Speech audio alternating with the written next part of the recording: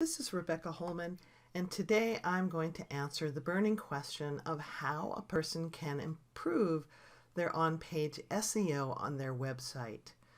I'm an active online business coach, and I'm active in many groups and forums. I've been online since 1999, and I have a little bit of knowledge about a whole lot of things. As people enter into internet marketing every day, many times they ask some of the same questions. So I figured I would just make some videos that would address the questions that are asked pretty much all the time, because I'm here to help you become a smarter online marketer. So today the burning question is how to improve on-page SEO, search engine optimization, to increase my search engine rankings. Most people are building backlinks, which are links that come from other places to your website, and they're marketing to help improve their search rankings. But you also need to take a look at your on-page search engine optimization. The on-page SEO is just as critical to your search engine rankings. Now, while you probably already know how to perform some keyword research and include these keywords throughout your content, there is more to on-page SEO. You also need to think about the content that's on your web pages. The content is the top factor in search results ranking. This means that you need to produce quality content. The content on your web pages actually needs to provide real value to your visitors. Before you post a blog, you should ask yourself if it's helpful or useful. People should learn something by reading your blog posts. It should offer advice, tips, updates, or news. Quality is essential, but your content also needs to be linkable and shareable.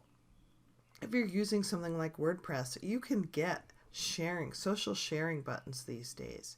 If people can't easily share a link to your page, you won't get any backlinks, and search engines won't rank the page.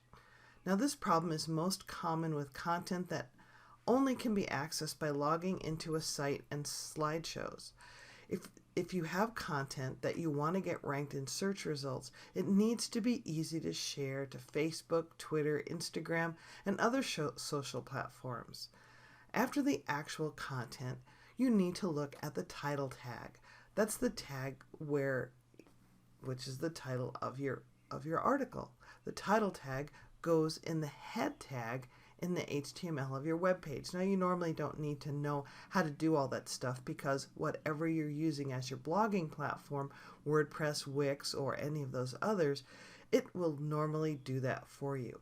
So it's what appears along the tab on your web browser. When the title tag isn't specified, search engines grab the first line of text that's on the web page, and that's what gets displayed in the search results. So you want to really craft that with some keyword-rich content. The title tag doesn't need to be an exact copy of the H1 tag, which is the first big bolded tag that's on your website, though it should contain your focus keyword and be human readable. The general recommendation is to keep the title tag to 60 characters or less. There isn't an exact character limit, as Google provides 600 pixels of space for the title and search results. Now, some characters are wider than others. If you stick to 60 characters or less, about 90% of your title will fully be displayed in the search results. The description tag also is important as it appears in search engine result pages. This means that people will read your description as they scroll through search results, but it doesn't appear to have impact on actual search rankings. Page hierarchy is also a concern when it comes to on-page SEO. When you create the URL of your web page, it should include your focus keyword and get placed in the appropriate category. Website builders such as WordPress will automatically generate those URLs. If you're building your site on your own through HTML, which most people don't do anymore, you should create folders for different categories.